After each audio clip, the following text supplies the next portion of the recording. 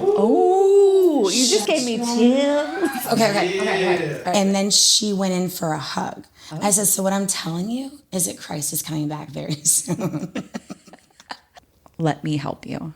And she's like, I don't really need to sleep, but I could use some caffeine. So I went and found that girl a Red Bull. Yeah, you did. And just then, I felt a pair of hands on my face, turned my face, and it was my dad. And he says, look at me.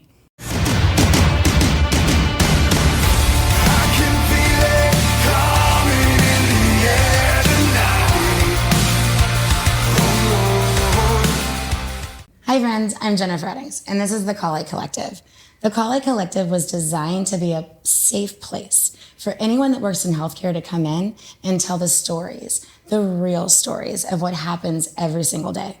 For far too long, people have asked healthcare workers to be very polished, to be very come together, perfectly kept. When the truth is, a lot of us are carrying things much heavier than the patients we care for. Today, I am joined by one of my favorite people. Her name is Marissa, and she has probably the closest to the same light that I feel like is within me. Meeting her that first day, I knew instinctively that her and I were created from the same cloth. And I just want to give you a chance. One, thank you so much for being here. Thank you for having me. You're so welcome. And I want to give you a chance to just introduce yourself to our two people that are watching and tell us a little about what you do. Okay, I'm Marissa, and I've been in healthcare on and off. I guess it's been since 2008, starting in Land O'Lakes, opening a hospital from day one. I think our first couple of weeks on the job, we were doing punch lists because we didn't even have the certificate of occupancy yet. So healthcare runs deep. It's been embedded in me from probably, oh my gosh, I think age 7 or 6 is when I met my stepdad. He was a new doctor in the area. And so, yeah, I've just grown up around healthcare. It's been at the dinner table. It's just been, our family. I think it's literally just in your DNA. It really is. It's just something that stuck with me. It was, the compassion. I'm a deep empath. So I feel things so deeply. And I think just being around those conversations and being around the patients. I think I was 7 when I diagnosed myself with pleurisy. Fantastic. Successfully, too. I came in, of course, over dramatic as always. I came in not feeling well, and I remember the nurse was checking me in, and she's like, "So, Marissa, what do you think is going on today?" And I'm like, I just know it's pleurisy. And I'd have been like, girl, she laughed. Get out of here. And she looked at my mom and she's like, well, what do you think? She's like, well, if she's right, she's going to go to med school. I was right, but I didn't go to med school. It's okay. So I ended up in healthcare, and I didn't go to medical school. I was not a clinician. I didn't go to nursing school, but I ended up there, and I couldn't be more proud of the role where I fit in. And, I call myself the fun ambassador. And I'm here for it, by the way. We're going to do a hashtag fun ambassador. Hashtag fun ambassador. We're going to actually put that on your LinkedIn eventually. Perfect. I love the it. organization will just adapt to it. Let's just adapt. Yeah, we're going to adapt I think we need to the whole architecture thing. Amen. We need to just have a fun ambassador. We do. It's important. We do. But yeah, so I take care of the people. I take care of the people that take care of the people. You know what? That is such a powerful, even before you said, I take care of the people that take care of the people. You take care of people. And I think to your last week I was talking and, in nursing, they always ask you what your why is, and it's supposed to keep you grounded to why you came into it, because it is difficult. But my response to that was, the better question to ask me is why not? Because it's just who I think I am. Now, Marissa and I have a interesting story as far as how we met. Yes. So we've worked for the same place. Mm-hmm. Which will not be named, for a while, at the same time, parallel. She was at one location, I was another. Didn't really know of each other's existence. I kind of put myself out there during COVID as a representative of this particular location. And because of that, and because you are so invested in the mission, whether it's their mission, it's our mission, right? Because of that, she had seen me on social media. I show up to a friend's house one night and I don't even get to say hello. And she's hugging me like, I know you. I'm like, I don't know you, but I want to be friends with you. And she explained to me who she was, how she knew me. And since then, I feel like even though we do not get to talk near enough, there's probably been a year or more in time lapse, right? That we haven't spoken. I was actually a guest on another podcast several weeks ago, and it was for that place. And they were asking, or they said, you know, at your location, this and this and this looks like it's being done. And it's so great. How do we get that done everywhere? I said, no. The work is being done. I assure you. And I said, I know the people that are doing the work. And when I said that, my heart immediately knew you because I know what you're doing. I said, the difference is we don't have storytellers out there that are telling the story on a platform like I've built for myself. But have no doubt, the work is being done. So I say that to give you the credit because you are doing the work. And I know, even for me, and I probably get more recognition for the work that I do than most because of my social media platform or whatever. And it's still hard. And there's still days that I do say, what am I doing? Am I making a difference? Is this worth it? Because I'm killing parts of myself to try to pour out into other people. Yeah. And then I think of people like you. I know you're doing it. And it probably comes with little to no recognition. Oh, absolutely. So I wouldn't say no recognition. There's definitely people out there that see the work, that understand the depth that I have, and the love that I have for my people. I can say I'm over 3 different locations. So I have a reach in 3 separate locations. And I can tell you there's one location, if you were to look at the core of what we are and what we do, it is absolutely prevalent. And I think that I give all the thanks and the gratefulness to the leader of that location. This person has poured into me, and is it who we were talking about earlier?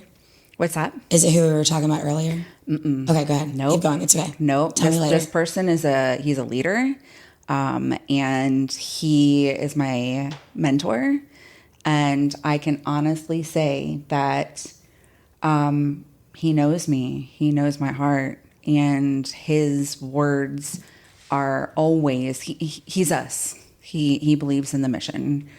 He knows what the mission and what the love and what the passion can do.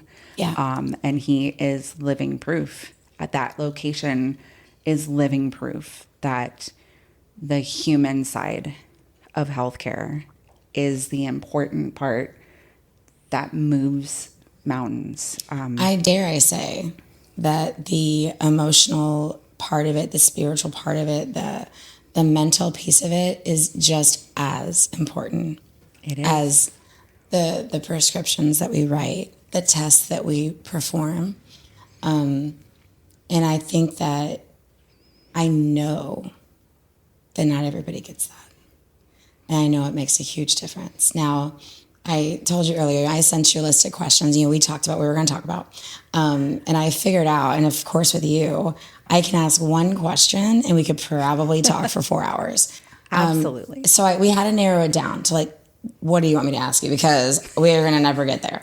And the question that you would preferred, and that honestly I think is beautiful, is what do you believe, or how do you believe? Why do you think, sorry, I'm going to get it out. I'm having a stroke. Why do you believe that a shift is desperately needed? I'd love to say that I think it started. I think it has started.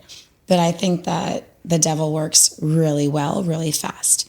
And I think that regardless of the light and the work that God has placed us here to do, which I do believe there are a core group of us that are healers. And we know each other when we see each other. There's no words that have to be spoken. You just know. You know. You know. You're made from the same fire. You came out of the same thing, right? Why do you feel like it's so desperately needed for us to make sure we keep the vulnerable alive in healthcare. We keep the humility there. We bring the compassion. We bring the empathy. I just need to start there and then we'll figure it out later. So I'm going to answer your question with a question. Fantastic. Why does anybody get into healthcare? Well, my question comes from somewhat of a jaded place sometimes. Okay. The reason I got into healthcare, I think I even said it before, is like, why not, right? Mm-hmm. Because I want to help people. Mm-hmm. Just like the healers, the helpers, it's whatever. You can do the same, the synonymous. I do think that I used to say this, but when COVID first hit, that I try to look for the good in everything. Mm-hmm. So one of the things I found good about COVID was I do think there are some people in healthcare that are there for the lucrative part of it, that they know that they can get a good amount of money 3 days a week. Like it looks good. Or they're looking for their doctor husband, which don't do that. Not a good idea. We have stories. But I do think there are those people that are there for a paycheck. And I felt like COVID kind of washed those people out because they're like, I'm not going into a COVID unit. So it got rid of them. Mm-hmm. And now I can't say that anymore because I feel like it brought the next generation in. Yeah. Because they heard of nurses doing travel nursing during COVID, paying off a house in a year. Yeah. So we've also brought those people back. So now more than ever, I think it's a lucrative thing. Yeah, so my for some people is, and it's not my job like in a job description, and it's not a job that's on paper, but my job is to seek out the people who need me and what I bring to the table. And that is, how do I re-inspire? Because I'm not in the business to inspire people. If they're in healthcare, they've been inspired. They've been inspired to heal. They've been inspired to help. Where I exist and where my realm is to re-inspire. How do I reignite that fire? How do I get them to remember that it's not the same mundane thing, that they actually are doing wonderful things every single day? It's sometimes a thankless job. It's sometimes... You just adjust that. I don't think sometimes is fair to you. I think it's probably most of the time. Most of the time. A thankless job. It's a thankless job. Yeah. I don't think that we do enough for our caregivers. I don't think that I mean, let me tell you one thing. Like, being the phone ambassador, some of the things that I do is throw some really amazing parties. Like, I have brought the party. Like, you tell me, hey, we need to celebrate. I'm here with bells on. We will celebrate. But a question that I go into my units a lot of times, like respiratory therapy, I walked into that unit and I said, hey guys, I know what we're really good at. We're really good at throwing a party. We're really good at throwing you guys some good eats and some prizes and, like swag galore. Like we want, anytime there's something to celebrate, we're there with bells on, let's celebrate. But where and how are we showing up for you on the days where you don't feel like a celebration? You just, it doesn't matter what you do, everything you throw, everything that you are putting into it, it's just not enough and you can't save that patient. Like, how do we show up for you for that?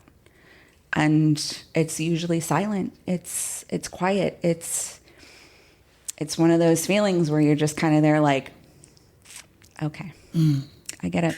We're not.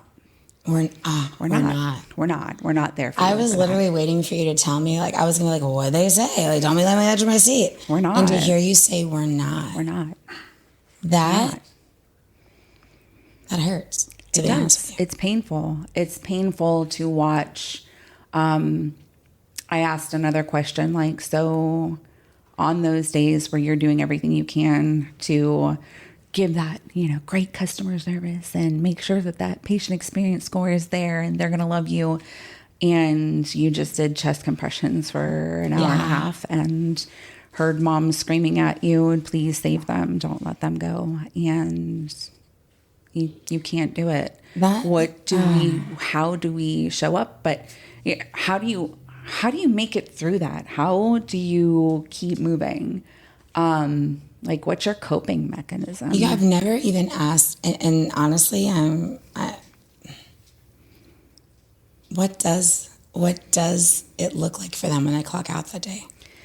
What happens? The answer is awful. The answer is gut-wrenching. It's brought tears to my eyes more times than I can count. But they just have to bury it and keep moving, because the next patient and the next family, they don't care. Yeah, they don't care. And it's not because they don't not they care. Don't know. They don't know. Yeah. They don't know to care. Yeah. And, if you think about, the very nature of healthcare and hospitals, it's, everything that's happening in room 7 is that's their world. Yeah. That's their world. Nothing else exists beyond room 7, because that's their world either imploding or, what if it's mother baby and it's just beginning. It's very segmented. It's this family and then it's this family. And we're asking healthcare professionals every day to, okay, you just lost a patient after trying for an hour and a half. Now I need you to go, suck it up and put a smile on and get those patient experience scores for room 8. So let me ask you this question. So, because we keep saying patient, right? That's the right thing to say. But the chances are, at least for the people that I work with and I know, it's not patient in room 7. That's Sarah. That, for like your respiratory therapist you're talking about, which do not get near enough credit for what they do. That's Sarah. That's 27-year-old Sarah who, had 2 miscarriages, whatever. We learn we should be making connections as humans with these people. So it's not that we lost patient in room 7. We lost Sarah. And that hurts. It does. And you're right. We ask them every day. And I say we ask, I was asked of it too. You code a patient in room 7. You got 2 minutes to fix your face. Go to room 8 because they need water. And you get into room 8. And you're right. They're living their own, right? Their own story. So you have to keep into account their own emotions of that. Like, this is mom. She's sick. She's this or that. Are we doing them a favor by not telling them what happened in room 7? I'm not saying share HIPAA, right? I'm not saying that. Mm-hmm. Being human. Are we doing them a favor by telling them that I did not just do compressions on a 27-year-old mother? I don't know that I am. I don't know that that's how it's supposed to be. And I think maybe their perception of their care would be a little different. I dare to say those patient experience scores would possibly improve if they knew that Nurse Jennifer did compressions on a 27-year-old and she didn't make it, but then came in and gave me water with a smile on her face. With 100%. What do you think about that? I think it's very human. I think that that's the missing element. I think that, we talk about employee satisfaction scores and we talk about, and it's always like, do we do enough here? And do we do enough there? And do you feel recognized? Okay, that's my favorite. Do you feel recognized? When do we recognize somebody? When they do something spectacular, when they do something beyond their job expectation. But what if that's not the recognition that they're looking for? What if they just want to feel human? Yeah. What if they just want to connect with their coworkers, with their leaders as human beings? And okay, so let's talk about room 7, then going to room 8 and they need water. Maybe after going through the emotional turmoil that they just went through, losing a patient, maybe they don't want to get water. Yeah. And then here's the thing, the person, the fun ambassador that's coming through the halls with a Grinch, somebody dressed in a Grinch costume because it's Christmas time. Fuck off. And they're just take your celebration and shove it. Yeah, shove your Grinch up your ass, kid. And be honest. I should be in that Grinch costume because I just don't feel like it. And I think that as leaders, as we grow these people into leadership positions and we grow these people into, different business roles, and I call them business roles because even though if they're a clinician, they work their way up. Yeah. Eventually something happens that, the human side falls off and it's like, well, why aren't they happy? We're throwing them a recognition party. Like we did this. Yeah, we did that like 4 months ago. And what happened today is really deep and it's really hard and it's difficult. And I'm sorry, but food and a tchotchke is just not going to do it for me today. Hey friends, Jennifer Eddings here, the heart behind the Call It Collective. You know, I created this space for you. I created this space for me. I created this space for all of us. This is a space that is designed for us to come in and speak about the things that are heavy. For anyone that is navigating a difficult situation, for anyone that has found themselves standing in the middle of life just looking for the light. Around here, we talk about the things that aren't easy to talk about. We talk about the things that people typically are quiet about or whisper about. We talk about the things that literally can set someone free once they know that they're not the only one going through it. So this is my ask of you. I want you to be just as much of this movement as I am and the women that have sat in these chairs before you. I would love for you to share your story with me. Write to me. Tell me what you're going through. Share a situation that you've been navigating through and you just would love some outside perspective on. Or if you just really need to know that you're not alone. You can email me at comeformeasures24@gmail.com. I would love to hear from you. Whenever you need something or you need someone to be there for you, I beg of you just to hit the call light, and I promise I'll answer. Because at the end of the day, all of us are just walking each other home one conversation at a time.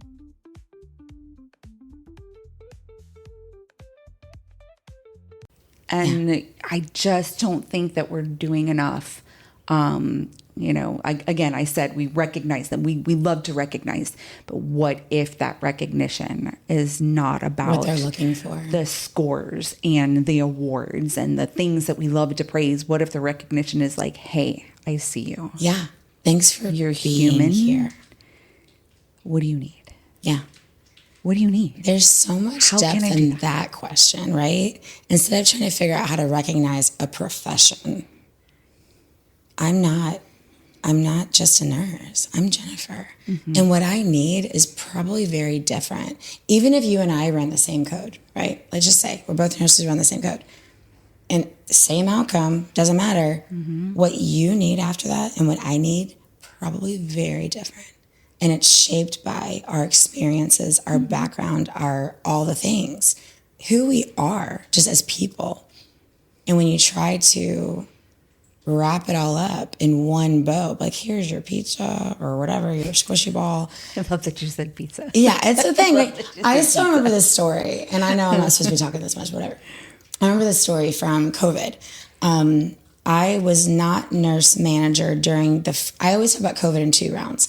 There was the first round, which I feel like attacked more of our elderly, like our SNF patients, our ALFs, right? 100%. And for me, well, in my experience, which I recognize is very different from everybody else, and everyone's experience deserves its own honor.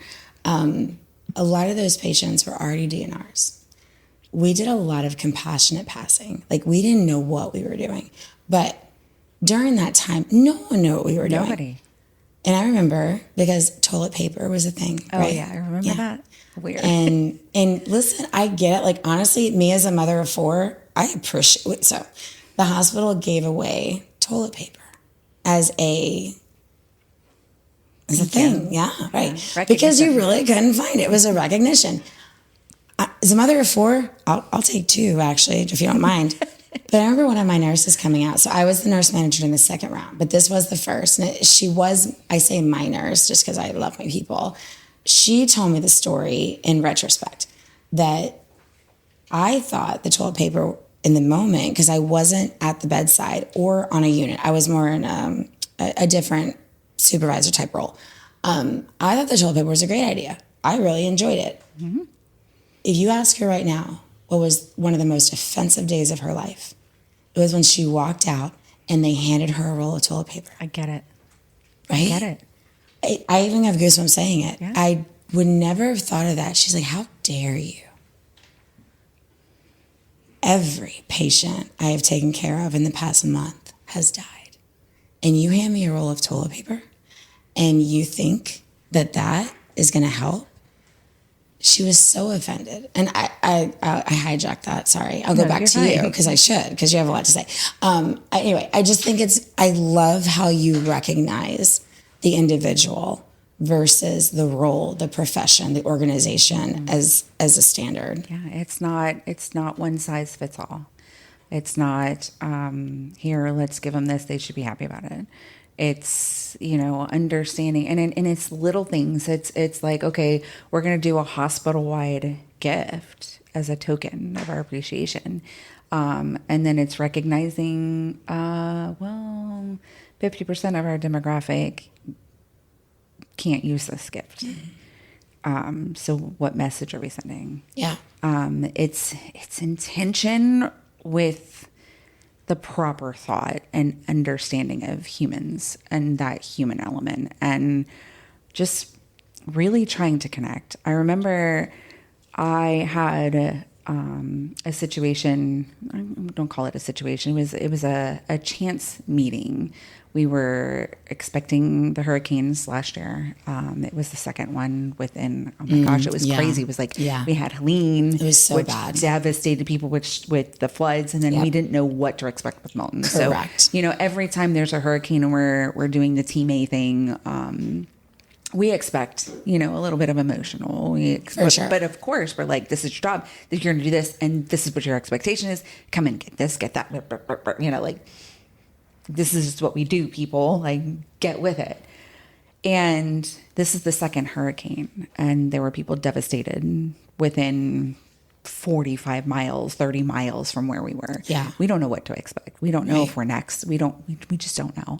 And I remember being on Team A and just kind of walking the halls as my Team A was coming in. And it was kind of a hectic thing. Like, there were some changes in report times. Like, that's a whole other story. I can do a whole segment on that. But anyway, I came face to face with this nurse, and she looked great. And she looked like she had it, like everything was great and had it all together. And I'm like, hey, how you doing? And she's like, oh, I'm good. I'm like, no, seriously, what do you need? You good? Do you have everything? What made you ask her slept? that? I just felt moved to ask For her. And I was like, That's the spirit, by the way, but go ahead. have you slept? Did you sleep okay? That's where she broke. No, I didn't sleep a wink. I haven't slept. And to be honest, I'm okay. I'm going to be okay. I'm like, but what do you need? And it was that moment that she was just like, you see me. Yeah. And it was emotional for me because I'm like, yeah, girl, I see you. You're telling me you're okay. There's food in the cafeteria. When you get all of your information and your sleeping arrangements, come see me. And if you don't, I'm going to come find you. I'm going to make sure you get to sleep because you need sleep. I can't expect you to do what you need to do if you if you're not taken care of, if you're not complete. I was like, let me help you. And she's like, I don't really need to sleep, but I could use some caffeine. So I went and found that girl a Red Bull. Yeah, you did. Yeah, you did. 3 of them. I found a couple. Yeah. Luckily, I had bought a 6-pack and I had it in the fridge. And I was able to locate her and I brought her Red Bull. I'm like, listen to Marissa, me. you would have bought them for her. Don't act like you wouldn't have. No, I bought it. I bought a whole pack. Okay. And I gave sure. her mine. Yeah. But I was like, here's my number. This is my card. I'm Team A. I'm sitting on instant command. I'm here with you. Anything you need, you reach out to this number. Because I don't know what she was going through. Yeah. I don't know if she had a 6-month-old at home, that was a breastfed baby, and now she's not going to be able to do that, and she's going to have to care for her patient. And who knows? It could be a quick 12-hour thing. We could be here for 42 hours. We could be here for 4 days. That's very true. But just being that first point of contact on her Team A shift with somebody that didn't take, yeah, I'm fine, and be like, yeah, okay, cool, great, go get it, go get at it, take care of it, like you're good to go. No. Yeah. I need you to pause for a minute, and I need you to tell me what you need. Yeah. And that's the kind of love that I give, and it's full circle because when we care for the caregivers, when we re-inspire them, it does come full circle. So as we are making this shift into healthcare, to make healthcare better, to change the perception that healthcare is evil and that they're just after things. Like, I really do believe there is a place for healthcare that can truly save lives and better people's lives. And I want to be a part of that. You know, people have asked before, whatever, like, you know, you're at the bedside. And when I was at bedside, you know, in ICU, because that's all I've ever really done, I had 2 patients, right? So that's what I felt like my reach was. And then always the question for me has been, how can you help more? And so by becoming nurse manager, I was like, and there was there was a place in there between that, whatever. But I was like, I am helping more because I'm here for my people and they're helping. So I'm helping, theoretically, in my mind, all of them.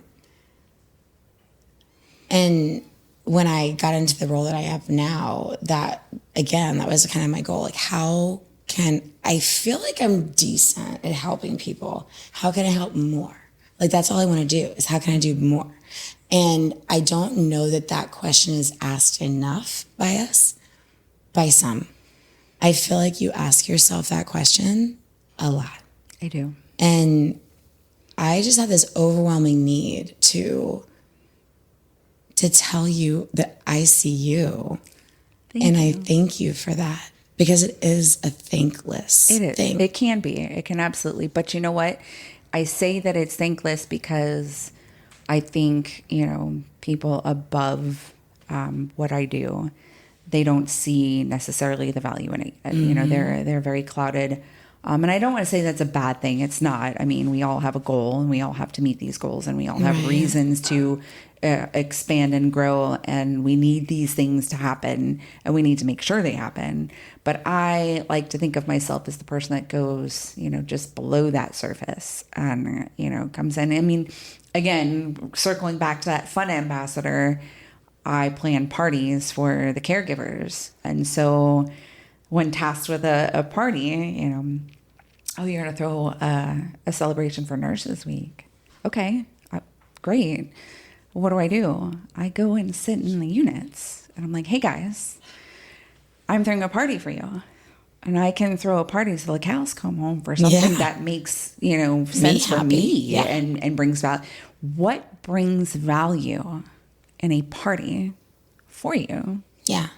What would bring value? Because I don't want to sit here and throw time and money and things at something that doesn't work for you. Yeah. You know, and I'm not in your shoes. So help me help you. I want to make sure you're feeling, you know, like you've got that moment where you can step out of your role and you can relax a little bit. You can enjoy the things that we're doing for you, to recognize you, right? Because it's not about me. It's about you.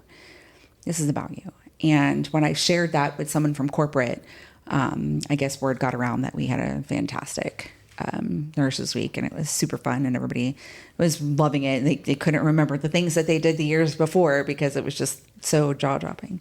And she asked me, she's like, how did you come about doing this? And I said, well, I went to the units and I asked what brought value to them. And she paused, which seemed like a decade. And she looked at me and she's like, I'm a nurse. I was a nurse before I got into this corporate position. And I can honestly say nobody has ever done that. Yeah. No one's ever asked. Nobody has ever gone. No one's ever asked me what good felt like for me. What makes sense, you know, and what brings value to you. Like, if I'm going to throw you a party, like, I mean, I'm not going to do things that I want to do because, you know, it's very different. It's very different. And the responses that I got were, you know, like, please no box lunches for night shift. Like, we're tired of the box lunches. I'm like, done. Easy. Done. Okay, great. How about we do our lunch on night shift at a time where we can go? Done. Okay. These are not big things. They're not big shifts. It's just getting to that human side. Like, I see you. You're important to me. And I'm going to make sure you feel that, because when you feel valued, that goes into your patients. Yeah. Not the saying that they're not already pouring into the patients, because they do. That. Especially my ICU. I have love for my ICU staff, and my night staff. You know, my night staff, you are a different breed, and you have my heart because, wow, just wow.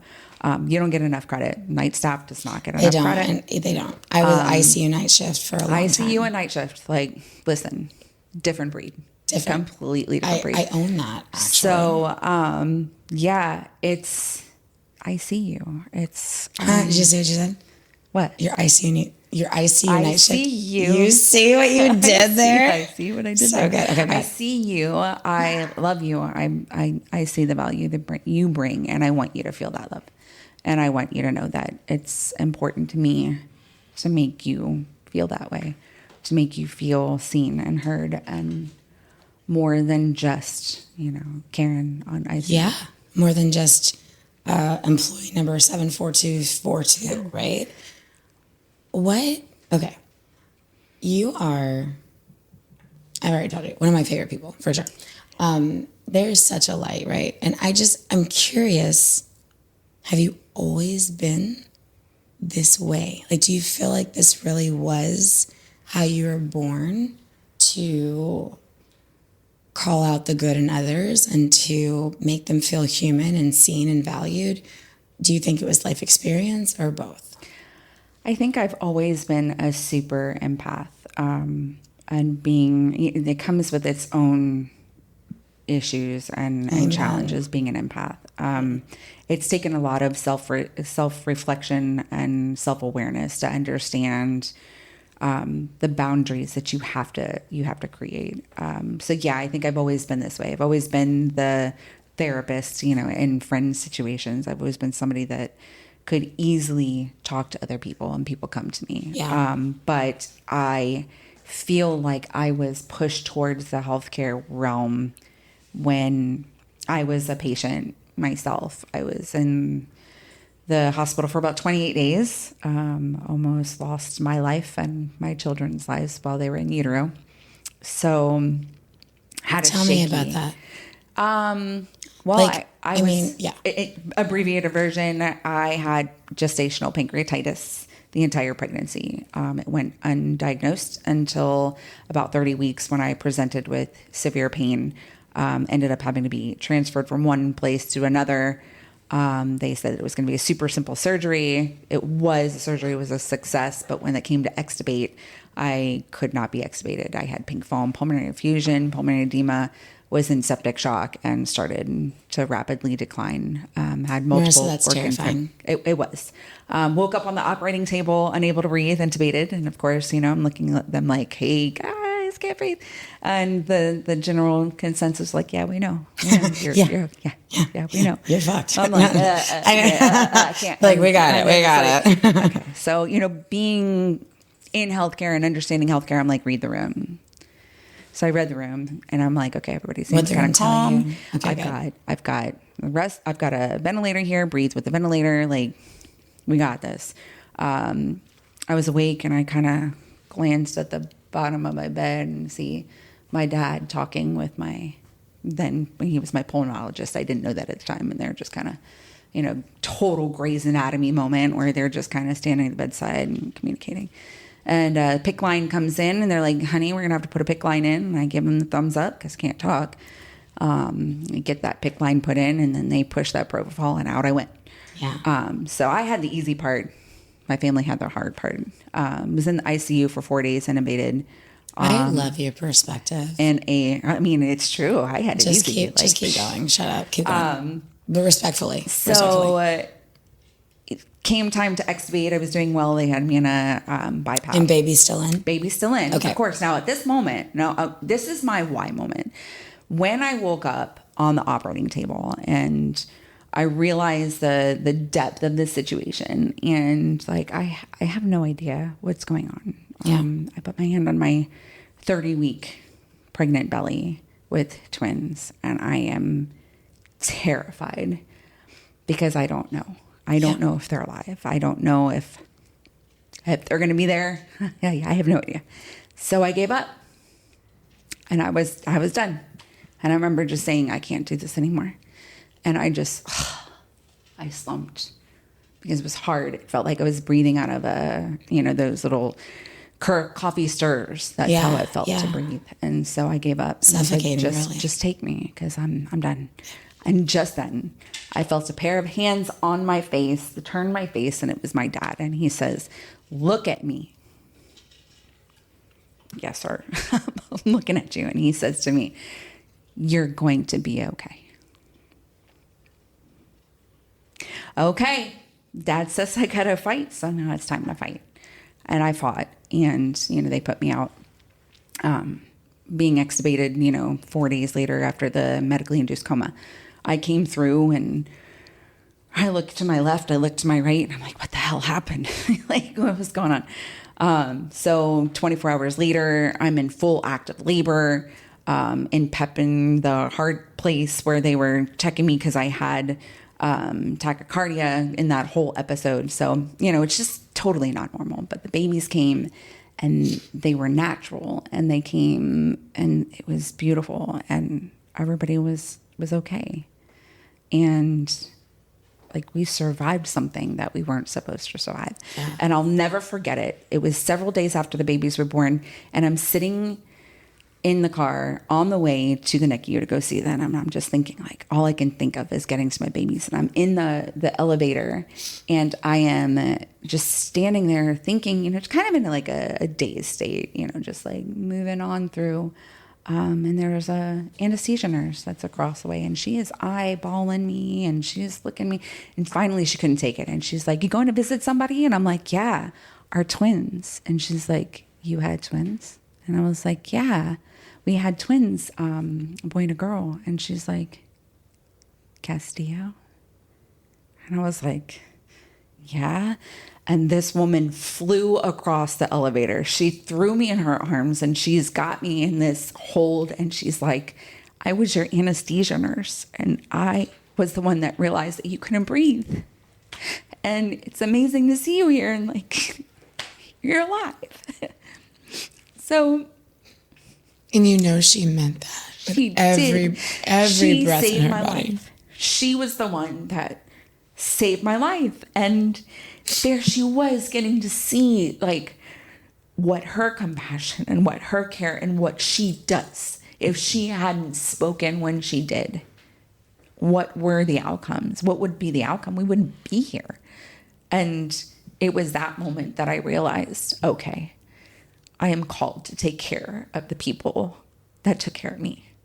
And so now it's full circle, and I take care of the caretakers. And I wouldn't have it any other way.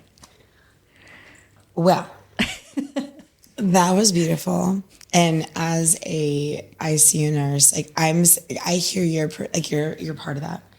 I guarantee you, if she were here and was getting her story, right, her perspective, the gratitude she feels to have been able to see you afterwards, to know, because so many times as a nurse, you take care for like this short of time, and you just don't know what happens after. Mm-hmm. Like, that's probably what she remembers the most is, oh my God, she made it, because she probably wasn't sure if you were going to. I did ask my doctor at one point, because everybody was looking at me. Everybody that I saw thought, I just got these looks like I was like some kind of ghost or anomaly or something. And I said, "Doc, I need you to be real with me." And it's just him and I in the room. And I was like, "Why does everybody keep looking at me like I'm a doc, or like I'm a ghost? Like I don't get it." And he's like, "Let's take somebody with the level of pancreatitis that you had and how sick you were, and the fact that you were septic and tachycardic and your organs were shutting down." He's like, "Without the twin gestation, your chance of survival was less than 3%. Yeah. You add the fact that you were pregnant with twins." Yeah. It was negative like, 4%. "You're not supposed to be here." Yeah. So I'm like, okay, that makes sense. He's like, "But here you are." He's like, you're walking around, and you're shocking the crap out of people." And so you are a ghost. You've never told me this story. Like, this is the first time I'm hearing it.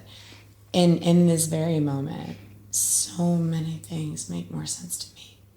So much more.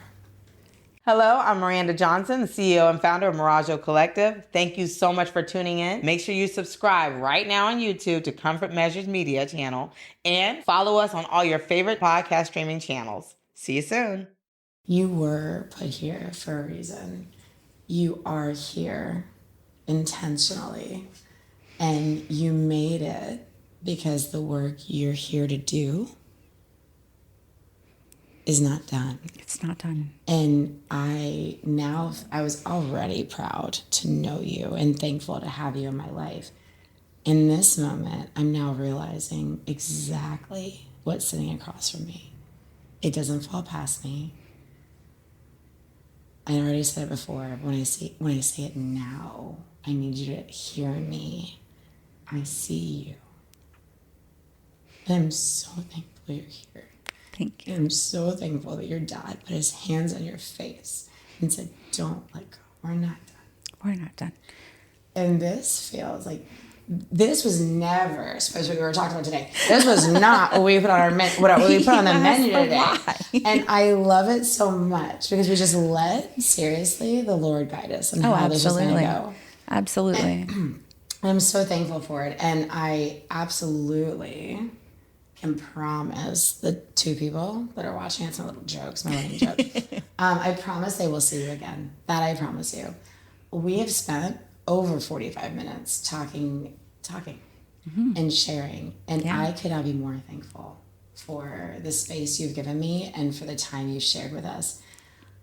Unfortunately, I do have to wrap it up. I understand. So let me ask you one question as we go. If there were one thing, because here's what I believe.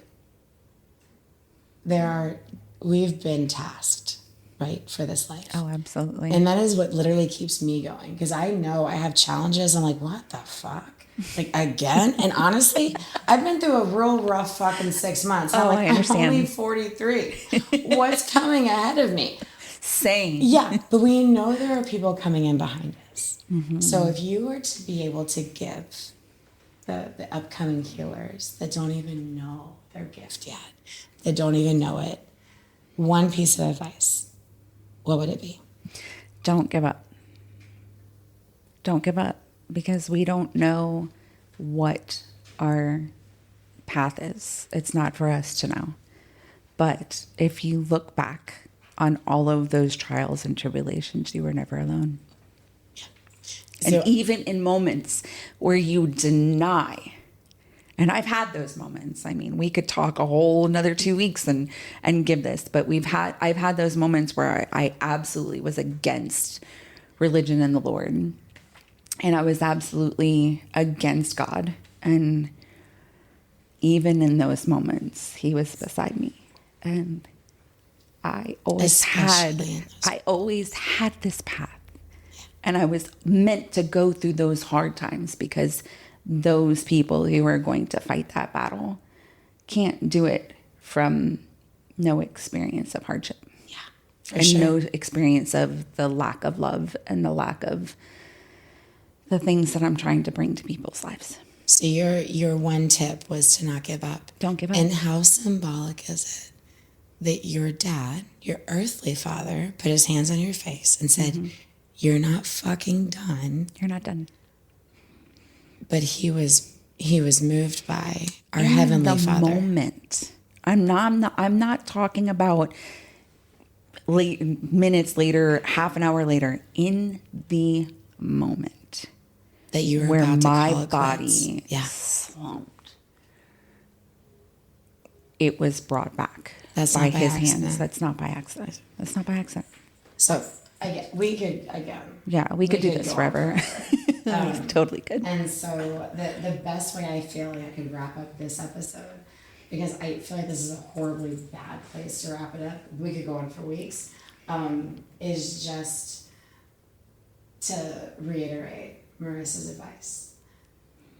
I know whoever is meant to see this is going to see it. So I need you to hear what she said, and I'll double down on it.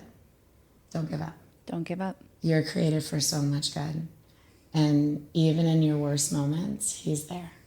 Especially in your worst moments, you're never alone. we have you, we see you, and we'll be here to keep you going. You just gotta stay along with us, and we'll take it. Anyway, whatever. I gotta go. Until next time, all my love, all my light.